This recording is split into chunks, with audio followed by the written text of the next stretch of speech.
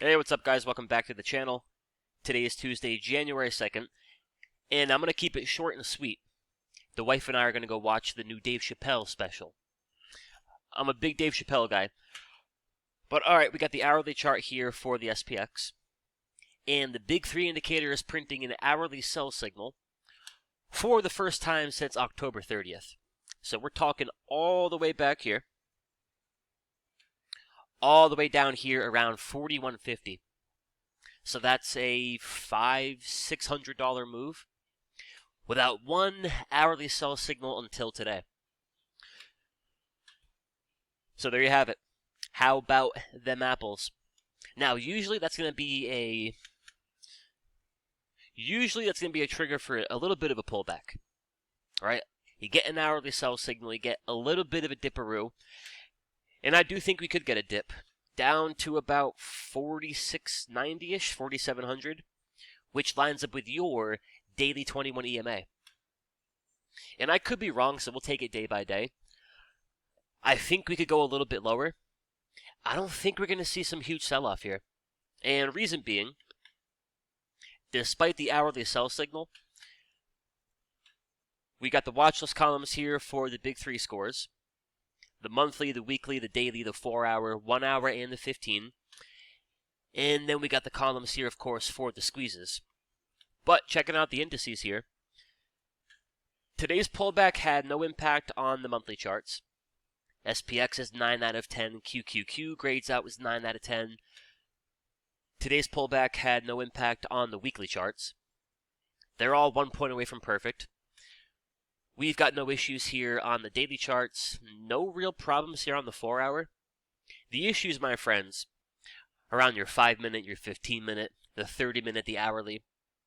Now, potentially, the problems from the hourly work their way up to the 2-hour. Those issues work their way up to the 4-hour. This could turn to a bigger problem, but I don't think it does. In the face of all these monthly squeezes, all these monthly buy signals, weekly buy signals, what I think is a little bit more likely than a huge pullback is just more so some good old-fashioned chop near the daily 21 EMA. Even a name like AMD just goes to show you how strong things have been. AMD's down 6% today. That doesn't even take it to the daily 21. They get it close, but they don't quite smooch it.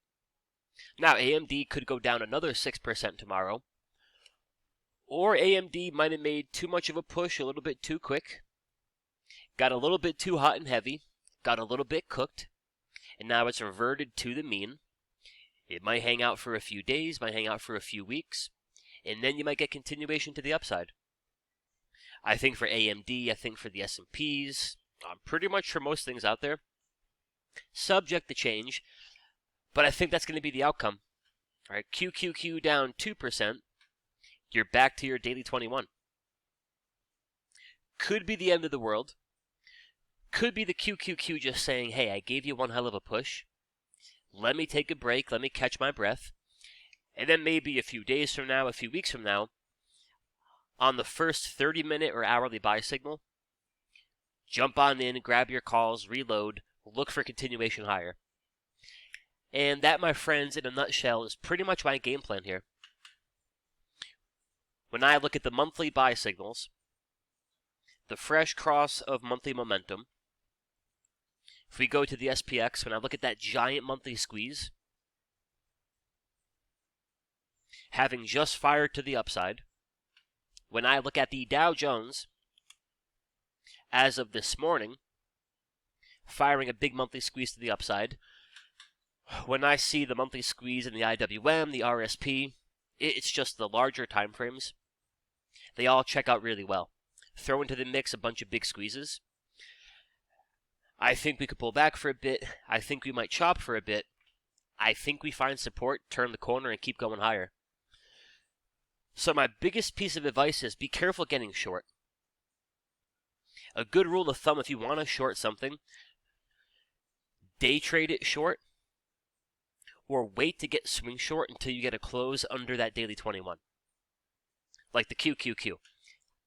I would not want to go to bed tonight short the QQQ.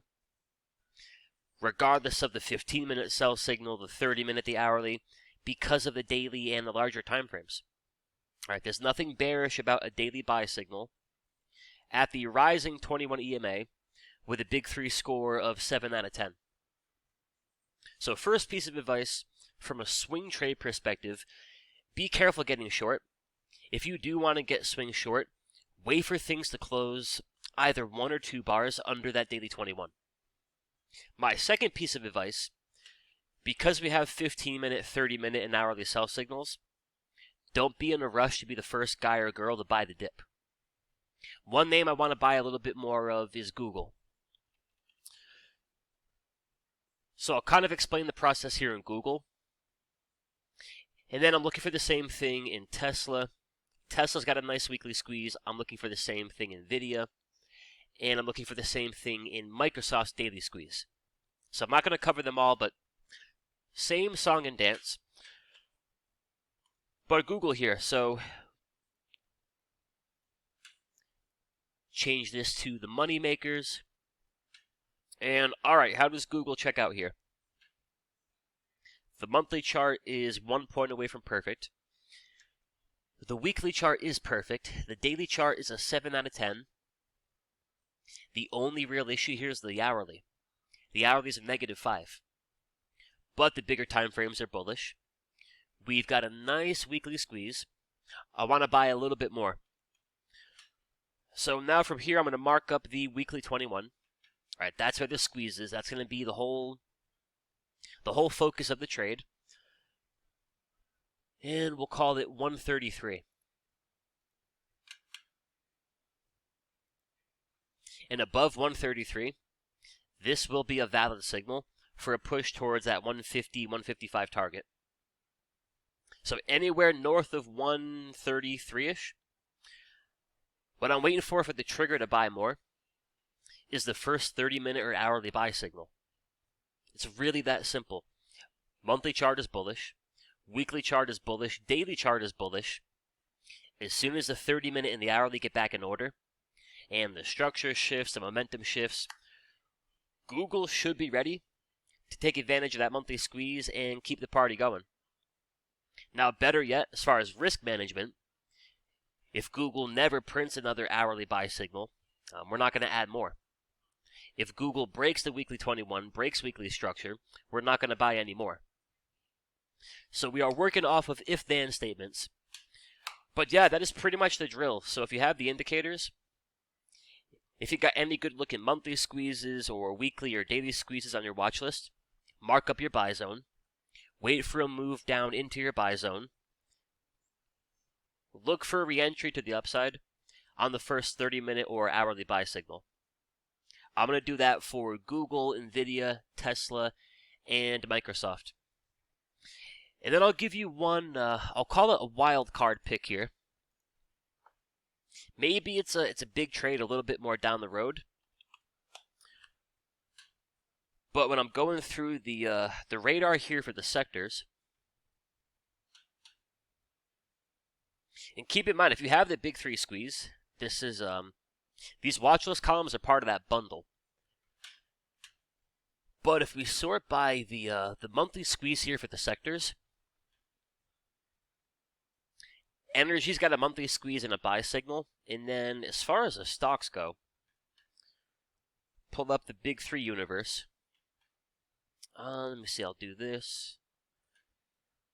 Free up a little bit of data. But if I take the big 3 universe and sort that by monthly squeezes, a lot of action here in energy.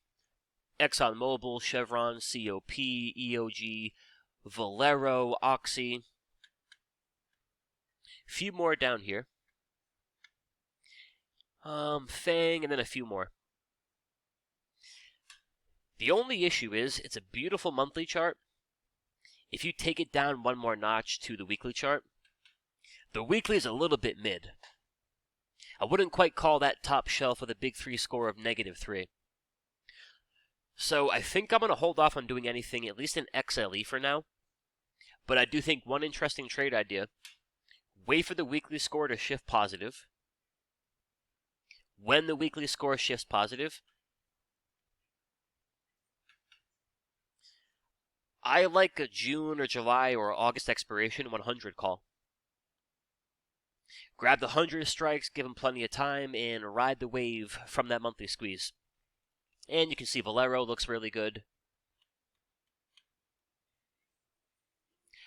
Upside target of 180-ish. Who else? Fang.